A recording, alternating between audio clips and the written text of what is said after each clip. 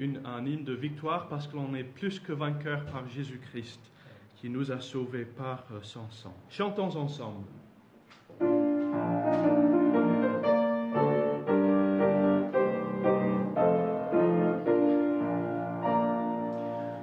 concert avec les anges, acclamons notre Seigneur, et par nos chants de louange, célébrons l'un de son cœur.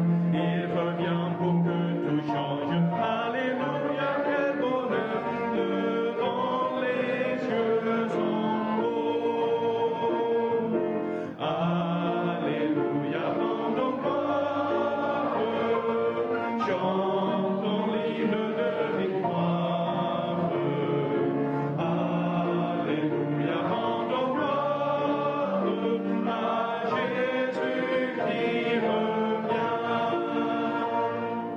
Que la fin ne parle de guerre, de nos yeux nous le voyons, par les famines, les guerres, par l'angoisse des nations, par les tremblements de terre, par les progrès des missions, levant les yeux en haut.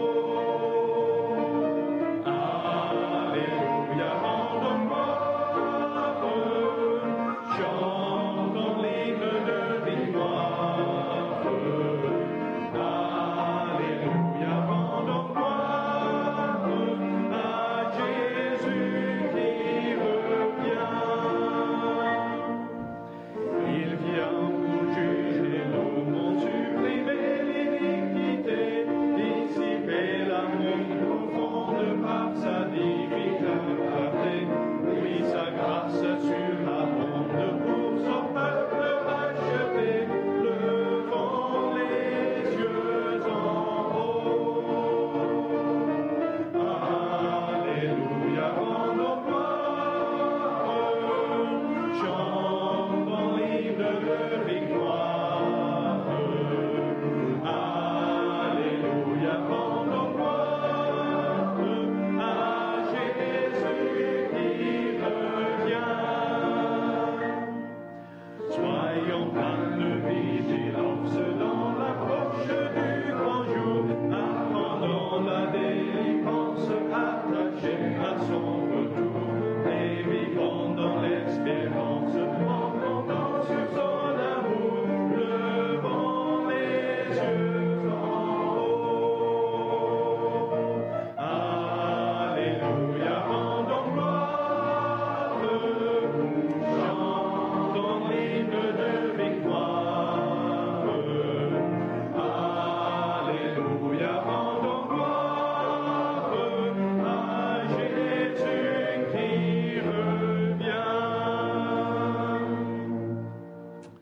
Amen.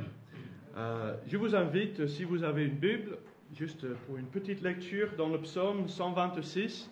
Pour ceux qui sont là, qui étaient déjà à la semaine biblique, vous aurez déjà entendu ce psaume partagé, mais je pense que ça reprend un peu le thème du message qui sera partagé ce matin.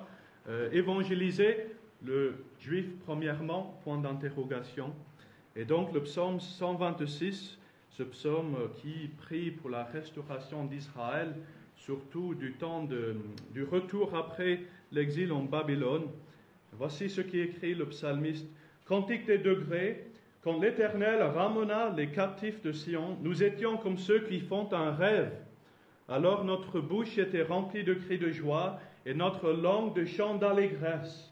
Alors on disait parmi les nations, l'Éternel a fait pour eux de grandes choses. L'Éternel a fait pour nous de grandes choses et nous sommes dans la joie. Et voici le verset clé, la prière que l'on peut prendre comme thème pour ce matin. Éternel, ramène nos captifs comme les ruisseaux dans le midi.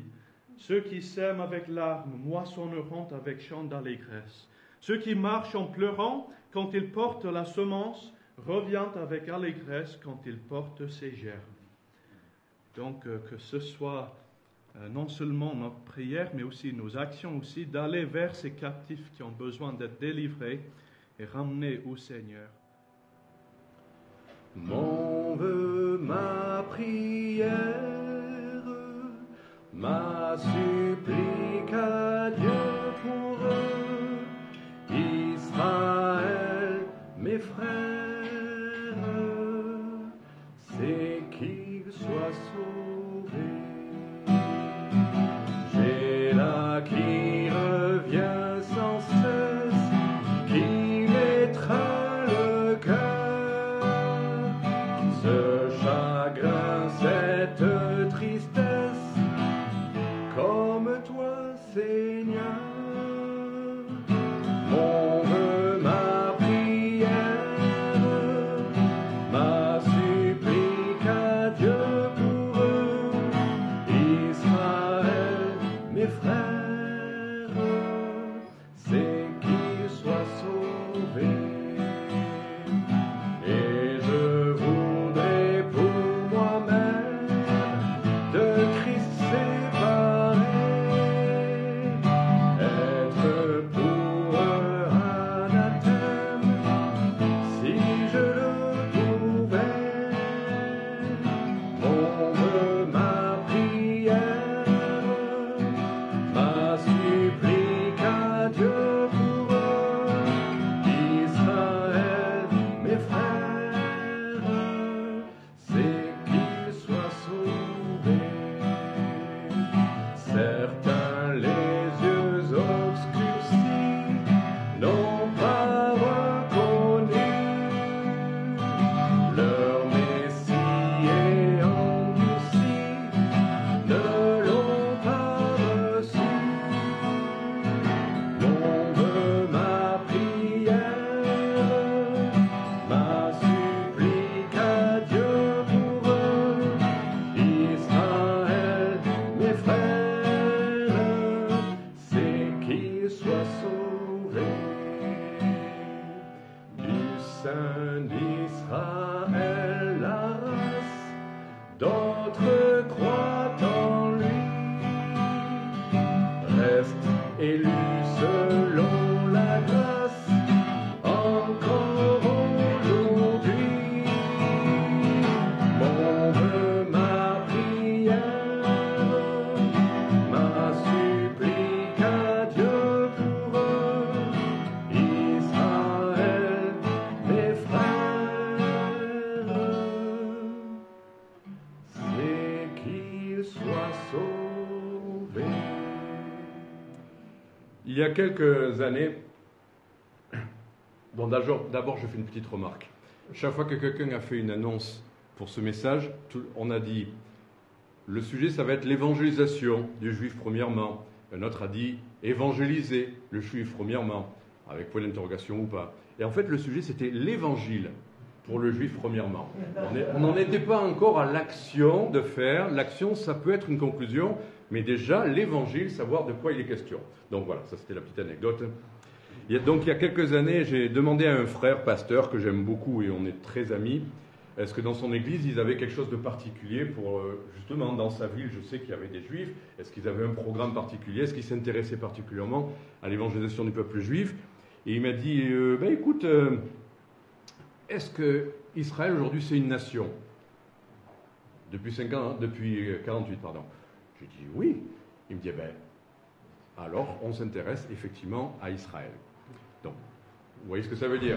Ça veut dire qu'il se référait à l'envoi du Seigneur quand il envoie ses disciples, ses apôtres, et il leur dit, allez, faites de toutes les nations des disciples. Donc pour lui, il avait résolu apparemment la question pour son Église et pour lui-même, les Juifs comme les autres, Israël comme les autres. Alors, à la fois, ça semblait le satisfaire, à la fois, ça fermait la discussion, mais à la fois, je n'en suis toujours pas satisfait.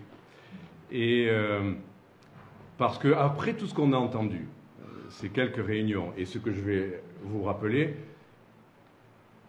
en ouvrant notre Bible, on ne peut pas considérer qu'Israël est une nation comme toutes les nations. Si le Seigneur a permis que les Juifs n'aillent pas en Ouganda, comme on l'a vu, mais plutôt bien sur cette terre-là, ça a son sens aussi.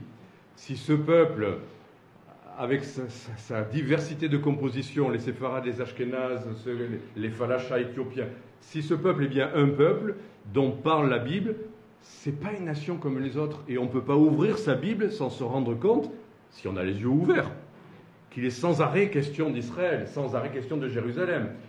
C'est de quel peuple ailleurs est-il dit que les oracles de Dieu leur ont été confiés? De quel peuple encore a-t-il été dit que c'est à eux qu'appartiennent l'adoption, la gloire, les alliances, la loi, le culte, les promesses, les patriarches? De quel autre peuple est-il dit que c'est de eux, selon la chair, que Christ, notre Sauveur, est issu? Dieu bénit éternellement, voilà la conclusion. Et de quelle autre nation pourrait-on mettre le salut vient des Américains, Philippins, Français, protestants, Allemands, enfin, quand même, on ne peut pas dire décemment que c'est comme toutes les nations. Quel autre texte nous donne 3 chapitres entiers pour traiter de la question de l'Évangile et de ce peuple, et des païens aussi? Pourquoi fallait-il 3 chapitres pour éclairer cette question? Et d'ailleurs, quand il a été dit que l'Épître aux Romains, c'est plein de sujets, et il y a une parenthèse, je crois que même la question commençait déjà à être abordée au début. Dans Romains 1, Romains 1,16, dans Romains 2, il est question d'eux à nouveau. Donc c'est aussi un fil conducteur et qui a la plénitude de son développement de Romains 9 à 11. Alors, oui, comme on l'a vu avec Emmanuel, et je le remercie pour son travail, certains vont trop loin. Il y a un amour sans discernement. Des fois, il y a une attente mystique. Je peux vous raconter 50 anecdotes. On me demandait à moi de prier parce que ma prière pour les repas, c'était la seule qui sanctifiait vraiment les repas. Je ne vous dis pas quelle culture, mais bon. Et puis on me disait, j'étais en Afrique, on me disait, il faut que tu rentres en Israël. J'ai dit, pourquoi? Il me dit, mais parce que tant que tu n'es pas rentré là-bas, le Seigneur ne peut pas revenir. Et puis aussi, on me disait là-bas, oui, mais toi, tes prières, tu es quand même le frère de Jésus. Tu es son frère. J'ai dit, mais pourquoi? Mais on est tous frères du Seigneur Jésus, par la foi. Ah, non, toi, quand même, c'est spécial, c'est parce que... Donc, vous voyez, il y a toute une quantité de choses qui vont trop loin, une espèce d'aura mystique. Là, c'est le juif qui va parler d'un coup, Voilà. Hier à table, on parlait non pas de la triple onction qu'il y avait sur... on est même revenu à Joseph, quand Joseph donne à manger à ses frères, Benjamin, je crois, a une quintuple portion de... Alors là, on se dit, voilà, la quintuple onction est sur le juif. Non, arrêtons tout ça. Alors, ça fait partie des exagérations. On a vu aussi dès le départ que l'autre travers, c'est chercher à faire disparaître, à effacer, à remplacer. On est d'accord? Donc, entre les deux, vous dites, bon, lui, et d'ailleurs on me l'a dit à plusieurs reprises, lui va vouloir nous parler de, allez, il faut tous aller évangéliser les Juifs premièrement. Et en fait, je posais la question dans le titre. C'est pour ça que je relevais l'idée de l'évangile avant de dire évangéliser. Le verset dit « L'évangile est la puissance de Dieu pour le salut de quiconque croit ». Ça ne dit pas « évangéliser premièrement les Juifs ». Donc, il ne faut pas aller au-delà des mots tels que Dieu nous les a donnés. Il faut y réfléchir avant. Est-ce qu'il faut ou pas? On va voir ça. Mais il faut savoir ce que chaque mot veut dire.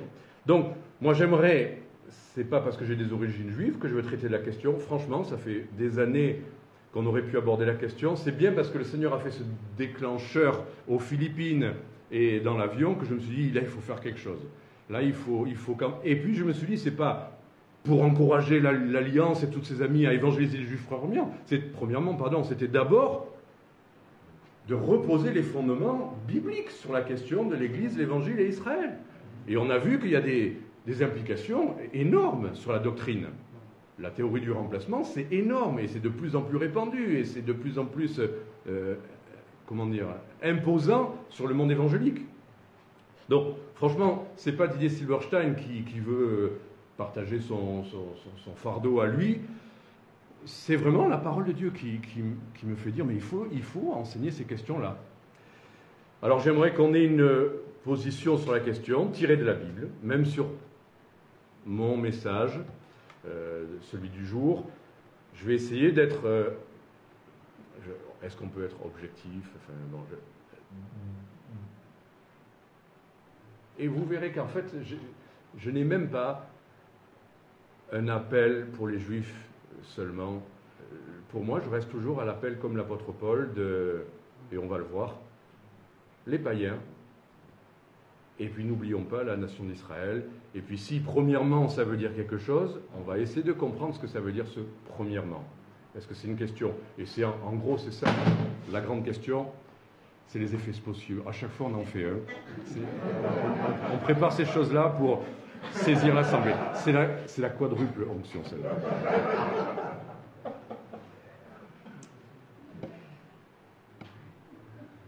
Donc voilà, je ne vais pas vous partager mon fardeau, mais simplement cette question-là. Et aussi réfléchir à cette question du premièrement, qu'est-ce que ça veut dire? Et vous allez voir que c'est important, juste ce mot premièrement. Avant tout, la première grande idée, c'est qu'avant d'aborder la question du premièrement, c'est est-ce que les Juifs ont besoin de l'Évangile? Vous allez dire, après tout ce qu'on a entendu, ça nous semble évident. Mais je le rappelle quand même. Il faut annoncer l'Évangile au peuple juif. C'est remis en question, même chez les évangéliques, et en particulier même, c'est l'Église catholique qui a fait des accords, justement, après tous ces siècles de persécution, avec tout ce qui est derrière tout ça, à un moment donné, pour faire la paix avec tout le monde, le catholicisme et l'œcuménisme a fait des décrets comme quoi il fallait... Non, les Juifs ont ce qu'il faut, ils ont leur première alliance, comme ça a été dit hier. On n'a plus besoin et il ne faut pas les offenser, parce que ça les offense, ça les fâche. Qu'on veuille les convertir, ça les fâche énormément, et c'est vrai que ça les fâche. Mais, devant la Bible et devant le Seigneur Jésus, est-ce qu'on ne peut pas prendre le risque de fâcher quelqu'un quand on lui dit la vérité pour son salut?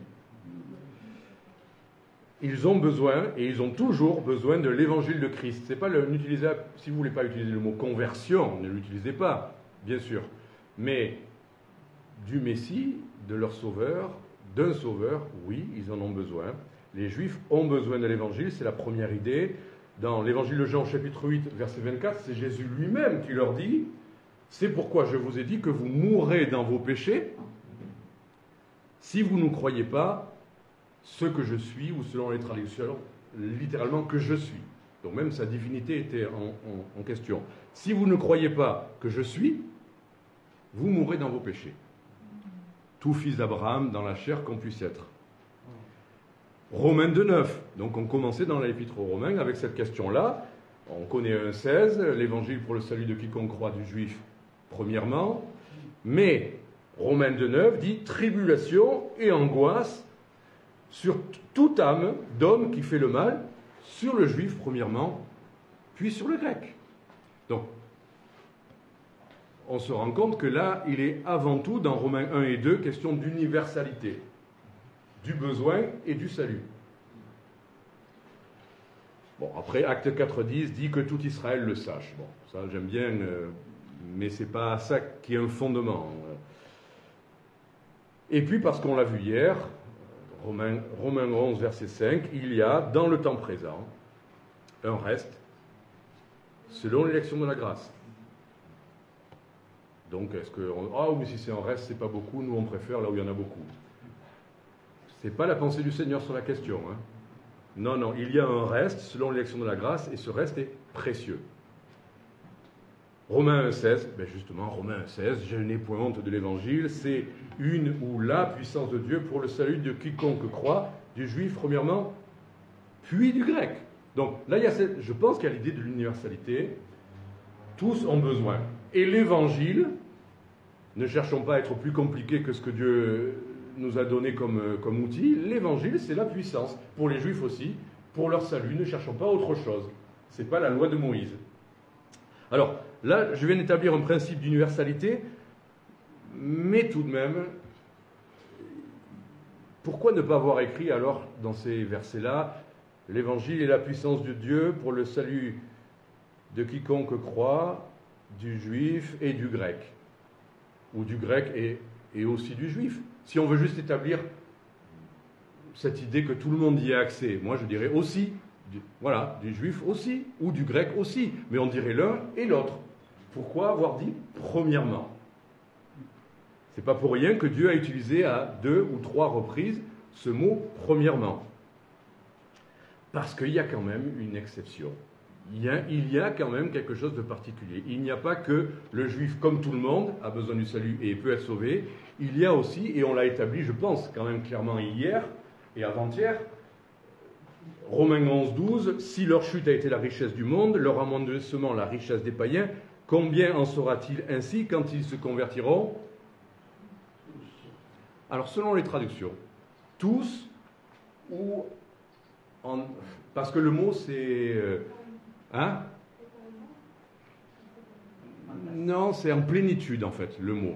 Et en fait, le mot employé là peut avoir le sens de tous, ils y ont tous accès, ou ils seront tous sauvés, sans exception, mais ça peut aussi avoir une connotation de plénitude, que ça sera leur conversion en plénitude. Alors, les traducteurs en général ont mis plutôt tous, ça me semble évident, parce qu'il y a un autre texte, Romains 11, 15, qui dit « Si leur rejet a été la réconciliation du monde, que sera leur réintégration, sinon une vie d'entre les morts ?» Donc Romains 11, quand même, nous projette eschatologiquement, vers l'avenir, vers une conversion de tous les Juifs. Après Zacharie, on sait qu'il y aura d'abord des massacres, mais le reste, tous se convertiront.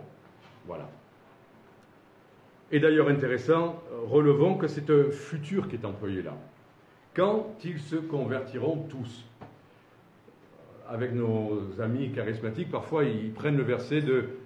Quand Paul emploie, pour le parler en langue, il dit « Si tous parlaient les langues des anges », il y a un « si » et il y a un subjonctif, et ils disent « Voyez que tous parlent en langue », ou « tous doivent parler en langue », alors que ce n'est pas ce que ça dit.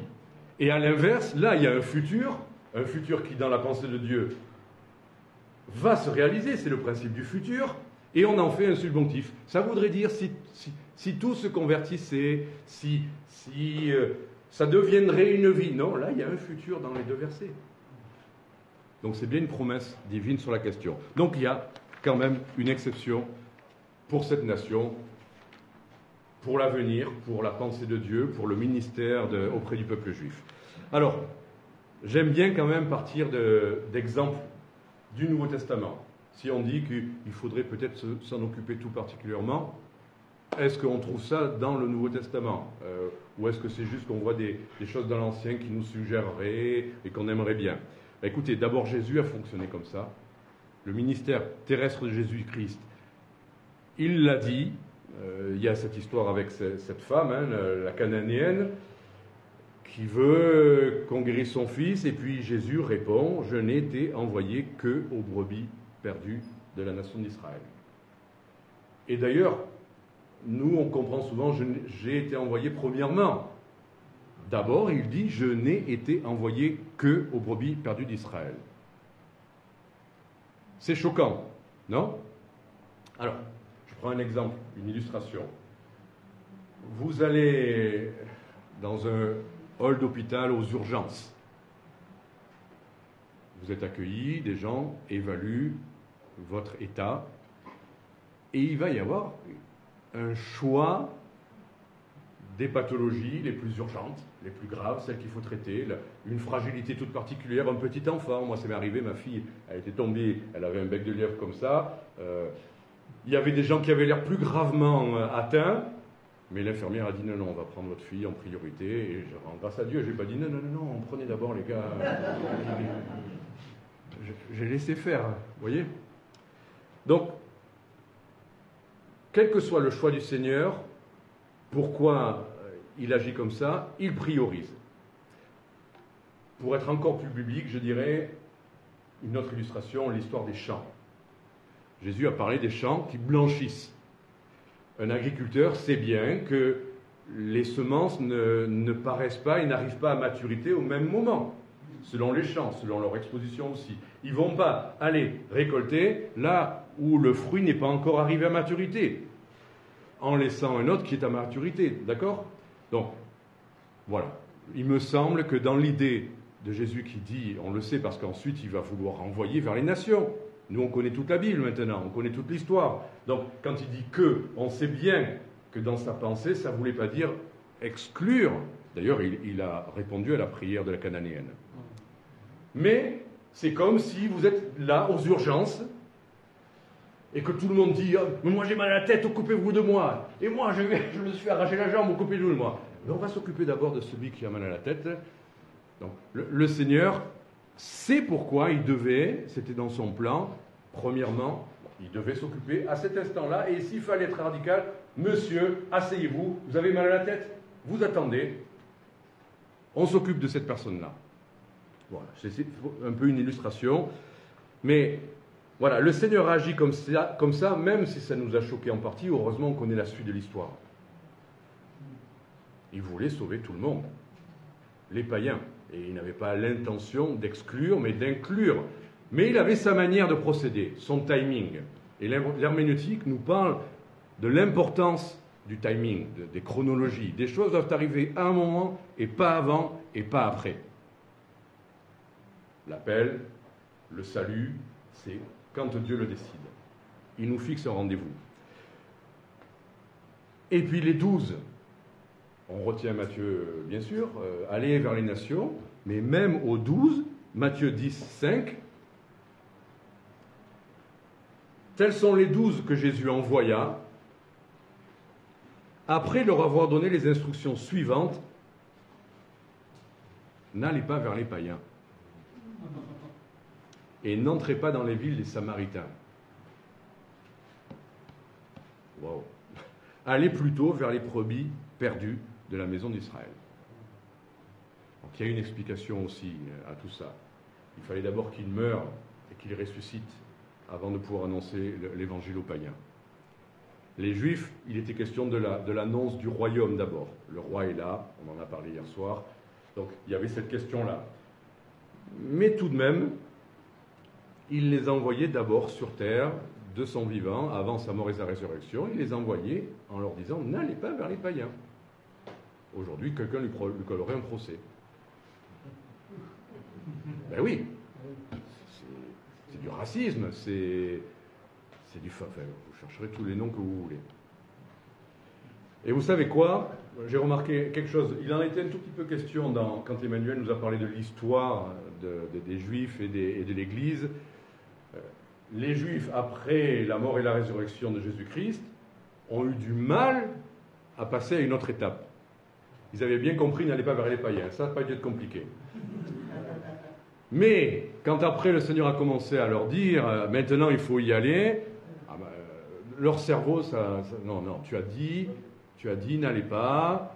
Même dans le passé, tu disais, n'allez pas.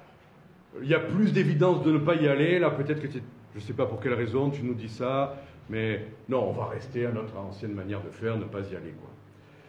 Et ça a été compliqué. Et il a fallu, acte 10 et acte 11, la révélation, la vision de la nappe, en fait du vase nappe. Vous voyez, des fois, réfléchissez à ça pour comment un vase peut être une nappe. En fait, c'est l'idée d'un réceptacle. Voilà. Mais il a fallu cette vision-là, et j'ai prêché la semaine dernière, et je me dis, mais pourquoi pour lui, il s'est passé toutes ces choses? Parce que, bon, Pierre avait qu'à annoncer l'évangile à quelqu'un qui... Dieu peut donner un rendez-vous dans la rue, vous rencontrez quelqu'un et on peut nous raconter des histoires. Il était là sur un banc, j'y vais, je lui parle, il se convertit. Pourquoi il n'a pas fait comme ça avec Corneille? C'était pas plus simple. Pourquoi fallait-il que Dieu se révèle dans une vision par un ange, qu'il fasse la même chose à Corneille, à lui aussi, une vision et un ange, et puis après, il se donne un rendez-vous surnaturel quand même. Parce qu'il dit à Corneille, envoie quelqu'un là-bas, à Jaffa, tu sonnes à la porte, petit anachronisme, tu sonnes à la porte, et puis là, ça sera le bon endroit, et tu verras, il y a quelqu'un qui va t'annoncer l'évangile. Et au même moment, lui là-haut, à midi, à l'heure où il avait envie de manger, il a cette vision-là, on sonne à la porte, et puis le Seigneur lui dit, ben, vas-y, descends, c'est eux, voilà, bonjour, oui, je suis prêt. C'était quand même surnaturel. Il y a 6 témoins qui viennent avec lui. Pourquoi 6 témoins?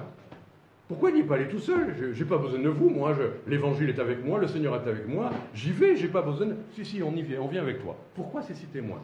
Ben, vous savez que tout ça, cette histoire telle qu'elle s'est passée, après le Saint-Esprit qui descend sur Corneille et sa famille, qui se manifeste à nouveau, comme à la Pentecôte, enfin, peut-être légèrement différemment, enfin, qui se manifeste clairement. Il fallait tout ça. Pourquoi fallait-il tout ça?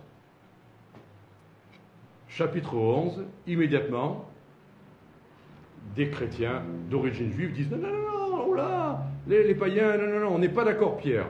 Pas content, pas content, pas content. Heureusement, Pierre a un témoignage de l'action de Dieu, d'une vision, de ce miracle, du timing, du rendez-vous divin, et puis 6 témoins qui attestent à ses côtés. C'est comme ça que ça s'est passé, on était là. Parce que des gens qui racontent des histoires, moi j'étais au ciel, moi j'étais ci, moi il s'est passé ça, c'est peut-être très vrai. Mais c'est bien d'entendre 6 témoins qui peuvent confirmer son témoignage. Et il a fallu, acte 15, le grand concile pour traiter de cette question de l'évangile et des païens. Qu'est-ce qu'on en fait? Il a fallu à nouveau que Pierre se lève et que Jacques en reparle aussi pour raconter à nouveau cette histoire. Vous savez que le Seigneur m'a choisi pour aller annoncer l'évangile aux païens et que Dieu a béni ça. Il fallait ça, il fallait tout ce miracle. Parce qu'il fallait rompre, il fallait vaincre quelque chose qui à l'origine était biblique, mais qui allait trop loin et qui ne tenait pas compte de la nouvelle alliance. Il a fallu tout ça, et ça a réglé la question au concile. Ça n'a pas tout réglé, mais en tout cas, il fallait cet événement sous cette forme-là pour convaincre les Juifs qui n'aimaient pas les païens. Est-ce qu'ils les aimaient? Oh oui, on aime les païens, on aime les païens. On ne veut pas les rencontrer, on ne veut pas leur parler, on ne veut rien faire avec eux. Ne me demandez pas d'aller manger avec eux, mais je vous aime, vous inquiétez pas. Vous invitez quelqu'un à manger chez vous, il dit non, non, je ne viens pas chez vous. Hein. Et pourquoi je vous aime beaucoup, mais je ne viendrai pas manger chez vous. Comment vous le prenez? Peut-être ça s'explique parce que votre cuisine est calamiteuse. Mais normalement, vous le prenez quand même personnellement. Vous le prenez mal. Et bien sûr que les gens le prenaient mal. Les Juifs, en réalité, malgré leurs belles et grandes phrases, avaient du mal avec les païens. Et cette réticence, cette séparation, ça pouvait devenir une aversion. Regardez Jonas, le mal qu'il a eu avec les Névites. Les Juifs ont eu du mal à aimer les non-Juifs et à se préoccuper de leur salut. Ils voulaient bien prendre le salut pour eux, le Messie, la grâce, la miséricorde, mais le partager à tout ce monde-là. Mais ne vous inquiétez pas, il y en a pour tout le monde. Ouais. Ben vous savez quoi, aujourd'hui c'est l'Église qui a du mal à aimer les Juifs. Par réciprocité? Non, on ne va pas aussi loin que ça. Hein. Il y a d'autres. Il y a d'autres choses en nous. Là, je me mets dans les païens, parce que j'ai aussi une partie païenne en moi, corse. Quoi qu'il en soit, l'Église a du mal, historiquement, a eu énormément de mal aussi à aimer les Juifs. Alors, il y en a qui ont fait des belles déclarations, et puis quand les Juifs ne se sont pas tous convertis, de goût, ils ont brûlé leur synagogue, et ils ont voulu tous les tuer. Ce genre d'amour, on s'en passe. Donc, mais, pour terminer avec cette question dans le témoignage du Nouveau Testament, on a l'exemple de Paul, parce qu'on va dire Pierre, c'est particulier, le Seigneur l'a appelé vers les circoncis, ok, il fallait faire tomber certaines barrières, c'est exceptionnel, on est d'accord. Mais est-ce que tout le monde devrait s'occuper comme ça des Juifs aujourd'hui? Est-ce qu'on est tous concernés? Mais l'apôtre Paul, je trouve, est un excellent exemple. Et je me sens plus à l'aise avec mon appel, entre guillemets, comme étant celui de l'apôtre Paul, à peu près, dans une moindre mesure bien sûr, mais dans son côté, il a les deux facettes dans son histoire, et puis son appel, on l'a déjà vu, il dit, Romains 11, 13, il dit « Je suis apôtre des païens ». Dieu l'a appelé comme apôtre des païens, non? On l'a entendu à plusieurs reprises, on le sait. Pierre, c'était pour les circoncis, il le dit aussi, mais lui est appelé vers les païens. Alors vous avez un appel. Imaginez que le Seigneur vous appelle à aller en Nouvelle-Guinée. Très bien, vous allez faire un tour des missions, et puis quand vous avez assez de ressources, vous partez vous installer en Mongolie. Mais tu n'as pas un appel, tu nous as pas fait toute une présentation sur le peuple de la Nouvelle-Guinée, qu'est-ce que tu vas faire en Mongolie? Oui, mais c'est bien aussi, enfin, et puis peut-être qu'il y aura des gens de Nouvelle-Guinée aussi en Mongolie. Dans les montagnes, ou qui viennent faire du cheval, je ne sais pas, vous allez trouver ça aussi. Pourquoi Paul va passer son temps dans les synagogues? Parce que c'est ça, lisez le livre des Actes. Alors on le trouve à l'Aréopage, pardon. chez les Athéniens. Mais lisez le livre des Actes, l'apôtre Paul, de partout où il arrivait, premièrement la synagogue. Alors, j'ai toute une série de versets là. Est-ce que j'ai besoin de vous les lire ou vous avez remarqué ça comme moi? Enfin, quand même, son appel, l'apôtre Paul, nous on dit apôtre des païens, mais rappelons-nous son appel, 9.5. C'est important, Acte 9.5, le Seigneur lui dit, va, car cet homme est un instrument que j'ai choisi, là c'est le Seigneur qui parle, pour porter mon nom devant les nations, c'est l'appel de Paul, devant les rois, Paul va aller devant les rois, et devant les fils d'Israël. Paul n'oublie pas les fils d'Israël. À la fin de la liste, les nations, les rois et les fils d'Israël. C'est son appel et il va assumer cet appel. Il aura des portes ouvertes dans les synagogues, il viendra et puis des gens vont écouter, des prosélytes vont se convertir, des juifs aussi vont se convertir, des rabbins parfois vont se convertir, vont être rejetés par leur communauté. Et là, il y a une quantité de versets. Si ça vous intéresse, je peux vous donner la liste. Mais c'est l'expression biblique, Acte 17, verset 1. Paul et Silas passèrent par Amphipolis et Apollonie, et ils arrivaient à Thessalonique où les Juifs avaient une synagogue. Paul y entra selon sa coutume. Coutume, quoi? Une tradition? Non, sa coutume, son habitude. Comme il avait l'habitude de faire. Et comme il aura l'habitude de faire jusqu'au dernier jour à Rome, où emprisonné, 28, au chapitre 28, au verset... On pourrait lire verset 16. Lorsque nous fûmes arrivés à Rome, on permit à Paul de demeurer en son particulier, avec un soldat qui le gardait, et au bout de 3 jours, Paul convoqua les principaux des Juifs. Alors Paul, bon, tu as des racines juives, dans la chair, je comprends que ça reste en toi, je comprends pourquoi tu dis mon vœu, ma prière, mes frères... On comprend, voilà, vous allez dire Didier, on comprend que tu as envie de partager ça, tu as quand même du sang juif, enfin, bon, voilà, c'est naturel, c'est normal. Voilà, vous êtes né dans un pays, vous avez ça en vous, vous avez du mal à sortir de ça. Est-ce que c'est un attachement naturel qui a dirigé Paul à faire tout ça? Vous imaginez que la réponse attendue, c'est non, évidemment. Mais, je vous donne un argument pour dire que ça ne peut pas être simplement un attachement naturel.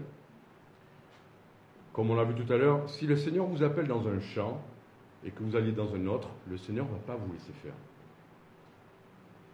Si le Seigneur vous attribue, vous assigne, l'expression biblique, un champ, que vous allez ailleurs, vous êtes dans la désobéissance. Vous pourriez dire, oh oui, mais je suis dans l'évangélisation et tu m'appelles à être évangéliste. Si le Seigneur vous assigne une mission et que vous fassiez autre chose, c'est de la désobéissance. Est-ce que le Seigneur aurait laissé l'apôtre Paul désobéir tout son ministère, consigner ça dans le livre des Actes et nous donner ça comme un exemple? Ah oui, chacun fait ce qu'il veut dans la mission. Le Seigneur m'a montré ça, mais j'ai fait autrement. Je vous donne cet exemple pour moi qui règle la question. Acte 16, versets 6 et 7. Ayant été empêché par le Saint-Esprit d'annoncer la parole dans l'Asie, il traversa la Phrygie et le pays de Galatie. Arrivé près de la Mysie, il se disposait à entrer en Bithynie, mais l'Esprit de Jésus ne lui permit pas. Ils franchirent alors la Mysie, descendirent à Troas, et pendant la nuit, Paul eut une vision, un Macédonien apparu. Ça pourrait être un titre de film, un Macédonien à Paris.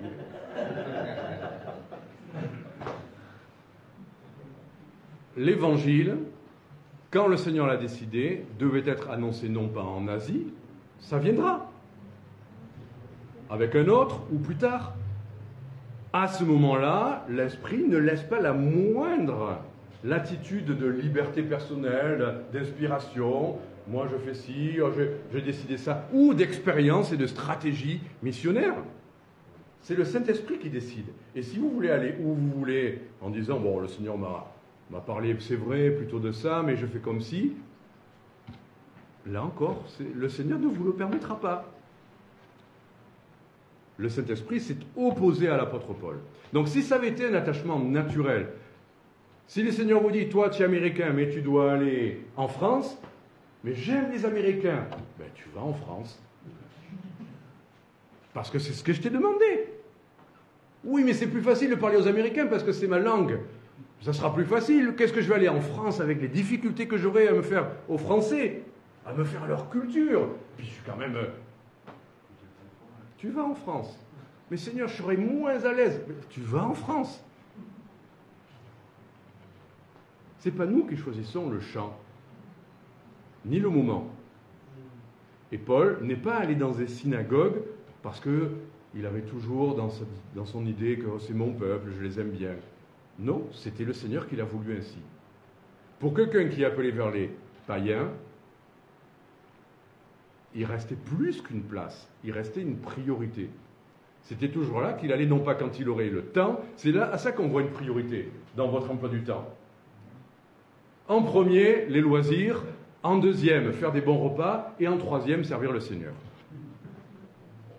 Vous ne resterez pas longtemps sur le champ. Hein. Ça va se remarquer quand même. Hein. En premier, le Seigneur. On va répéter ce verset tout à l'heure, donc je vais chercher premièrement le royaume de Dieu et toutes ces choses. Donc, c'est à ça qu'on voit une priorité. On la met en premier. Dans notre agenda, c'est le plus important. Voilà. Alors, est-ce que c'était pragmatique? Oui, c'était pragmatique aussi. Le Seigneur le sait. Pourquoi il allait là? Parce qu'il y avait déjà un champ labouré. Il y avait déjà des prosélytes qui étaient prêts à se convertir. Il y avait déjà des Juifs qui connaissaient la loi de Moïse. Vous allez dans un terrain labouré, récolter.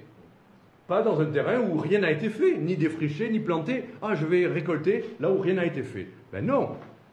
Donc voilà. La question pour moi, elle est claire. Alors, est-ce que chaque église, est-ce que chaque chrétien devrait avoir cette place réservée, voire priorité? C'est là où je suis attendu aujourd'hui. Priorité ou pas priorité? Est-ce que premièrement, ça veut dire priorité ou ça veut dire chronologiquement?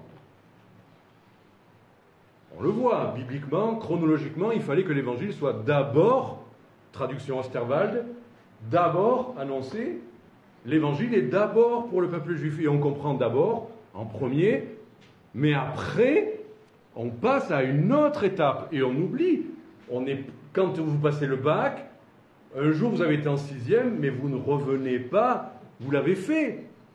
Et quand c'est fait, vous ne le faites plus. Est-ce que c'est ça que ça veut dire premièrement? Intellectuellement, ça passe bien. Premièrement, ça. Deuxièmement, ça. C'est autre chose. Là, je vois les sourcils qui commencent, alors on se pose la question. Attends, il va nous dire le contraire de ce qu'on pensait, là. Eh bien, écoutez, on va prendre le mot premièrement dans le grec. Je ne suis pas un spécialiste, mais sur les ordinateurs, maintenant, vous savez parler grec. Proton. Bon, c'est pas la particule élémentaire, le mot proton, là. Mais en revanche, il y a le mot prototokos. Là, ça commence à nous suggérer quelque chose, prototokos. Ça vous suggère quoi? N'ayez pas peur, là. Emmanuel a dit, j'aime quand ça réagit, mais... Hein? Excuse-moi, prototokos. Prototokos. Prototype. Prototokos, prototype. Hein? Protote. Et puis après, bon. Moi, excusez-moi, j'ai cru que tout le monde était pareil. C'est ça qui m'est venu à l'esprit. Prototype pour prototokos, prototype. Bon, enfin, quoi qu'il en soit, si on n'est pas d'accord là-dessus, on va prendre la définition du mot, la définition que vous trouvez sur vos ordinateurs, vous aurez la même. Ça veut dire premier en temps ou en lieu. Ah, ça veut dire chronologique, ça. Dans toute une succession de choses ou de personnes, là, vous êtes dans la chronologie, très bien. En deuxième sens, premier dans le rang. Là, c'est un peu autre chose. C'est-à-dire en influence, en honneur, ça veut dire chef, ça veut dire principal. Ça, c'est le deuxième sens. Et après, il y a d'abord auparavant. Donc, il y a les deux possibilités de l'idée d'une chronologie et il y a l'idée du rang, peut-être d'une suprématie, peut-être d'une priorité, c'est le plus important. Bon, les deux sont ouverts à partir du mot grec. Ça, c'est important, parce que des fois, les traductions vont choisir ça ou ça, et ça change pas mal les choses. Donc, les deux sont possibles. Alors, comment on fait pour trancher la question? Vous êtes un traducteur. Ben, comme quand vous lisez une définition en français, un mot, on vous fait une définition avec une phrase que vous comprenez plus ou moins, et après on vous donne des exemples dans la littérature française d'emploi de ce mot-là, et à partir de l'emploi, vous comprenez le sens. D'accord? Je veux être sûr Oui, ça va, d'accord. Donc ces exemples, ces illustrations vous permettent de déterminer le sens par le contexte. Alors, on va chercher des versets qui utilisent ce mot-là, proton, prototokos. Actes 13, 46 et 47. Ça, c'est le petit moment où j'aime m'embrouiller. Vous allez voir. Actes 13, 46 et 47. Paul et Barnabas leur dirent avec assurance, c'est à vous, premièrement, que la parole de Dieu devait être annoncée. Mais bon, puisque vous la repoussez et que vous jugez vous-même indigne de la vie éternelle, voici, nous nous tournons vers les païens. Ah ben tu vois Didier, alors arrête ton message. Ça dit quand même clairement que c'est une chronologie. Donc, après les Juifs, on arrête les Juifs et on s'occupe des païens. J'ai discuté avec des gens qui ont pris ce texte-là, et en plus, un Juif converti, qui prenait ce texte-là, ou des amis de Juifs convertis, enfin, quoi qu'il en soit, des évangéliques qui utilisaient ce texte pour dire, maintenant, voilà les dispensations, on est rentré dans la dispensation de l'Église, c'est-à-dire que la suite s'est terminée. On a bien vu avec tous ces versets qu'on a vus ces jours-ci, que ça ne peut pas être ça. Mais admettons qu'on tire cette conclusion de ce texte-là. C'est chronologique. Ils ont laissé passer leur chance. Alors on passe à autre chose. Et hop, le virage dans l'histoire de l'Église. Maintenant, on parlera presque plus de Pierre, ça sera Paul, Barnabas, et puis après Paul, et c'est l'évangile aux païens. Sauf qu'on a vu quoi? 50 versets qui montrent que Paul continue à aller vers les Juifs, sauf qu'on a vu par exemple Romains 1,16. Romains 1,16 qui dit l'évangile c'est la puissance de Dieu pour le salut de quiconque croit, pour le Juif premièrement. Est-ce qu'il y a écrit l'évangile a été la puissance de Dieu pour le salut des Juifs et la puissance maintenant pour des Grecs? C'est un présent, je n'ai pas vérifié, mais enfin un présent qui me semble continuel. Une vérité qui ne semble pas disparaître. Ou alors, vous prenez Romains 2,9, le même mot, tribulation et angoisse sur tout homme, pour le juif premièrement, ça y est, ils ont eu, hein, n'est-ce pas?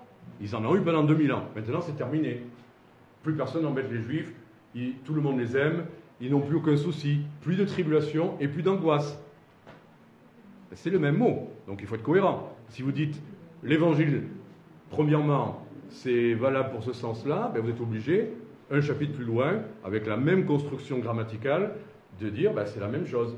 Alors c'est terminé. Mais non, bien sûr que non, on ne peut pas le dire. Et puis parce qu'on a vu tous ces versets qui disent qu'il y a aujourd'hui un reste, aujourd'hui ou dans le temps présent, un reste selon l'élection de la grâce. Donc le témoignage du livre des Actes, le témoignage de l'Épître aux Romains et la réalité de la vie de l'Église, quelles qu'aient été les époques, des Juifs se convertissent. L'Évangile est toujours la puissance de Dieu pour le salut du Juif premièrement. Alors ce premièrement, qu'est-ce qu'on va en faire? Je prends deux autres exemples, et là on retombe sur les choses qu'on voulait partager. Matthieu 6, 33, cherchez premièrement le royaume de Dieu et la justice de Dieu, et toutes ces choses vous seront données par-dessus. Est-ce que ça veut dire, bon, je vais chercher premièrement, c'est-à-dire chronologiquement, le royaume de Dieu, là je prie, je lis ma Bible, et puis à 8 heures, on oublie tout ça, et maintenant, tout le reste du temps, je ne cherche plus le royaume de Dieu, maintenant je vis pour moi, quoi. Non, c'est installé, et ça reste, même dans le « et toutes choses vous seront données », vous êtes toujours en train, que tout ce que vous le faites pour le Seigneur. Manger, boire, travailler, repeindre des murs, vous occuper de vos enfants, vous reposer. Vous cherchez quand même le royaume de Dieu, j'espère. Tout ce que vous faites. Donc c'est pas chronologiquement là. C'est comme, il me semble, une priorité dans nos vies. Que tout ce que nous faisons, nous cherchons le royaume de Dieu. Premièrement. Et s'il nous dit, là, tu ne vas pas te détendre, d'abord tu fais ça, ben, on fait ce que le Seigneur nous montre. Deuxième verset, encore plus clair, et dernier argument, on est dans l'épître, cette fois-ci, aux Colossiens, chapitre 1, verset 15, il y a encore le mot prototokos. Et celui-là, il n'y a pas écrit d'abord, vous allez voir. Donc, Colossiens chapitre 1, versets 15 et 16, parlant de Jésus-Christ. Tout à l'heure, on a vu Jésus-Christ qui aime les Juifs et qui veut leur annoncer l'Évangile. Là, on voit Jésus-Christ dans la gloire. Et voilà ce qui est dit de lui. Il est l'image du Dieu invisible. C'est-à-dire, en voyant Christ, on voit Dieu, qu'on ne pourrait pas voir autrement. Le prototokos. Le premier-né de toute la création. Alors, comment vous dépatouillez avec cette idée premier-né de la création? C'est-à-dire qu'il est né en premier, point à la ligne. Mais non, Jésus n'est pas né en premier, il est le prototokos. C'est bien plus que simplement une histoire de naissance chronologique. Et puis après, il y a ses frères qui vont naître, même s'il y a aussi cette idée-là. Là, tout l'argument, et si on continue le verset, c'est encore plus clair, tout l'argument, c'est parce qu'en lui ont été créées toutes choses, toutes les choses qui sont dans les cieux et sur la terre. Ah, ça c'est bien, ça va bien avec l'idée du prototype. Hein. À partir de lui, en lui, toutes choses dans les cieux et sur la terre, les visibles, les invisibles, les trônes, les dignités, les dominations, tout a été créé par lui et pour lui. Il est avant toute chose et toute chose subsiste en lui. On ne peut pas penser, c'est impossible, de penser que là, c'est le prototokos, ça veut dire juste une chronologie. Parce que la suite du verset montre bien car les deux idées sont articulées. Il est le prototokos, tout vient de lui, parce que justement, tout le déroulement, après, c'est de dire les dominations, les autorités, la terre, tout vient de lui. Tout est pour lui et tout vient de lui. On est bien là dans l'idée du rang, de l'autorité, du chef, de la priorité. Donc les deux sens cohabitent par rapport à l'idée d'annoncer premièrement l'évangile ou l'évangile pour le juif premièrement. Il y a effectivement une idée de chronologie, s'en occuper en premier, mais un premier qui ne veut pas dire pour s'en débarrasser. Parce qu'il y a des choses qu'on fait comme ça. Je sais pas, là je parle à des êtres humains. Vous avez plusieurs choses à faire.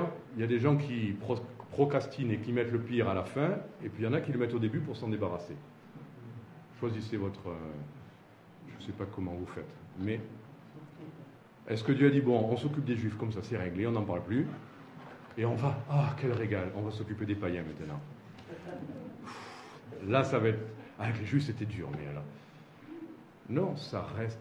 Et c'est clair que dans la pensée du Seigneur, il y a la chronologie, parce qu'il a dit, vous allez d'abord à Jérusalem, puis après vers la Judée, et puis après toute la Samarie, et puis après toutes les nations.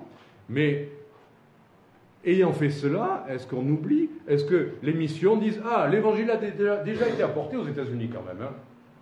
Arrêtez, maintenant plus aucun effort d'évangélisation aux États-Unis, parce que la nation a reçu. C'est ridicule. Génération après génération, des gens ont besoin de l'évangile. On ne peut pas dire que l'évangile a été reçu dans une nation, terminé. Fini les États-Unis, fini les Philippines, la France. Il y a eu la réforme. Fini, on oublie la France maintenant. Israël. Fini, ou ça reste dans la pensée de Dieu un fardeau, une priorité, un avenir eschatologique. Est-ce que cette prière, mon vœu, ma prière pour Dieu, à Dieu pour eux, c'est qu'ils soient sauvés? C'était l'apôtre Paul et puis c'est fini. Est-ce que c'est juste, il faut être juif pour avoir cette prière dans le cœur? Ou cette indication, elle devrait être dans le nôtre aussi? Est-ce que Dieu nous a donné ces exemples-là juste pour dire, il aimait les juifs, hein. Je vous assure que moi, quand j'ai chanté tout à l'heure cette chanson, je me suis dit, Jésus aime les juifs comme ça. Paul aime les juifs comme ça. Et franchement, si vous croyez que j'aime les juifs comme ça, je ne peux même pas le dire. Je ne peux pas le dire. Je peux le chanter parce que c'est dans la Bible. Mais ne croyez pas que je suis tous les matins avec... Oui, c'est vrai, j'ai de la tristesse tous les matins dans le cœur, mais ce n'est pas en pensant nécessairement aux juifs. J'ai qu'à me regarder ou... je ne sais quoi. Enfin voilà. Donc, il me semble que c'est convaincant. que le ministère de l'apôtre Paul, la priorité de Jésus, la priorité de l'envoi des 12, le mot même, premièrement, dans le contexte, nous donne les deux possibilités, mais ouvre indiscutablement à l'idée d'une priorité. Il me semble une règle. Conclusion. D'abord l'universalité. Et dans la mission ABJM, on n'arrête pas de le répéter. Oui, on dit pour le juif, premièrement, fuis le grec. Ne nous arrêtons pas à la première partie du verset. Le salut est pour tous les hommes. Et à chaque fois que je suis dans la rue, oui, si je reconnais quelqu'un qui pourrait être juif, c'est vrai, j'ai une attirance. Mais je vois des musulmans, je suis aussi désireux de leur annoncer l'évangile. Des jeunes, des vieux, des riches, des pauvres, enfin, tous ont besoin de l'évangile. Tous. C'est bien ce que la Bible a établi. Toutes les ethnies, toutes les races, les bienveillantes, les malveillantes, les polies, les grossières. Aller jusqu'aux extrémités de la terre, absolument. Oublier le cœur même de l'évangile, Jérusalem, Israël, les Juifs, ça me semble difficile. Hein. Normalement, la Bible devrait vous ramener sans cesse à ça. Ou alors, je ne sais pas. Où nos cœurs ne sont pas prêts. Et il faut que le Seigneur insiste, hein, comme avec Pierre. Il vous faut une révélation, vous voulez une nappe, vous voulez quelqu'un, un juif qui vient taper à votre porte en disant le Seigneur m'a montré que je devais venir te parler. Tu dois m'annoncer quelque chose. Oui, bien sûr, Jésus est ton Messie. Amen, alléluia, il se convertit. C'est rare hein, quand même. Hein. Je ne peux pas dire que ça n'existe pas. C'est rare en tout cas. Il vaut mieux aller en général. Chercher. Si vous prenez l'histoire de Méphibosheth, David cherchait Méphibosheth. Et il a envoyé des serviteurs. Il n'est pas venu en courant, Méphibosheth. Hein. Il était boiteux. Les Juifs sont des boiteux. Spirituellement, on est tous d'accord. Les autres aussi. Les païens aussi sont des boiteux. Mais bon, pour rester dans l'histoire de Méphibosheth, de la lignée de Saül, selon la race, rejeté, mais dans sa bonté, David voulait, pour eux, leur faire jouir de la bonté de Dieu. Notre David, Jésus-Christ, veut qu'ils goûtent de la bonté du Père. C'est pas lui qui est gentil avec eux, mais le Père, il est très en colère. C'est de la bonté de Dieu. Alors, est-ce qu'on doit les chercher? Est-ce que ça devrait être une priorité dans nos cœurs, dans nos prières? Oh oui, mais je les aime pas, j'ai du mal, parce que quand même ils sont arrogants, et puis ils croient tout savoir, et puis vous essayez de parler, ils vous enseignent, vous ne pouvez pas en placer une. Oh ben alors tournez le dos et dire, ah si tu ne me laisses pas parler. Soyez patient, aimez, priez, priez. Priez. Mon vœu, ma prière pour eux, c'est qu'ils soient sauvés. Priez pour ça. Si vous avez ça dans votre agenda du cœur, vous inquiétez pas, vous aurez aussi des rendez-vous avec des Corneilles juifs ou des Méphibosheth qui viendront. Soyez patients, bienveillants, plus bienveillants à leur égard que sans doute eux le seront à votre égard. Mais peu importe. Peu importe. Je termine avec une illustration, peut-être 2 illustrations, et après c'est terminé. Il y a quelque temps, j'avais vu un film qui s'appelle « Tu ne tueras point ». C'est l'histoire vraie d'un jeune soldat canadien ou américain, je ne sais pas, mais enfin un jeune soldat adventiste qui avait juré devant Dieu, c'était sa conviction, qu'il ne pouvait pas porter des armes. Il était militaire, mais il refusait de porter les armes. Ça s'est très mal passé pour lui. Hein. Il a été pris pour un lâche, il s'est fait taper dessus par ses collègues, taper dessus par sa hiérarchie. Mais il tenait ferme, il disait « Non, je suis dans l'armée, je veux servir, mais je ne porterai pas les armes. » Il est devenu infirmier. Il a eu beaucoup de mal, hein, ça a été une grande souffrance. Et puis arrivé sur un champ de bataille bien particulier sur les plages de Normandie. Débarquement en Normandie. Carnage. Hein? Ah oui? Ah oui, c'est les Japonais. Ah oui. Oh, ça c'est les Français. Tout devient français. Bon, c'était chez les Japonais, ok. Ça change pas l'histoire, heureusement. Enfin, c'était les méchants, les autres. C'était eux. Voilà. Les gentils, c'était eux. Donc, un carnage. Mais quand même, il y avait des falaises, ça ressemblait un peu à Etretat et tout ça, mais bon. Mais il a raison. Non, je dis ça pour expliquer pourquoi moi je me trompe. Il a raison, c'était des Japonais. Ben, je vérifierai. Quoi qu'il en soit, cet homme, infirmier, il y a un moment donné, oui, c'était le Japonais maintenant, je me rappelle. En haut des falaises, donc il fallait oser monter des falaises en se faisant tirer dessus, etc. etc. Et arrivé en haut, on était à l'endroit le pire qui soit, où il se faisait bombarder. Donc carnage après carnage après carnage. Et lui, à un moment donné, veut aller chercher. Il y a eu un moment comme ça, carnage, mais tout le monde n'était pas mort. Et lui dit, moi, je vais aller les chercher. Alors, il dit, mais non, mais ils vont se faire massacrer. Les Japonais, maintenant, quand ils voient les blessés, ils viennent les achever. Il dit, moi, je vais aller là-bas quand même. Et il va faire ça nuit après nuit. Il va sauver comme ça, au milieu des Japonais, en train de chercher les gens à tuer, lui il cherchait à les sauver. Et les uns après les autres, dans l'épuisement total, il va les traîner, il va les amener par des cordes, les faire descendre ou en bas, d'autres infirmiers vont les récupérer. Il va faire ça au péril de sa vie et il va sauver des centaines de personnes.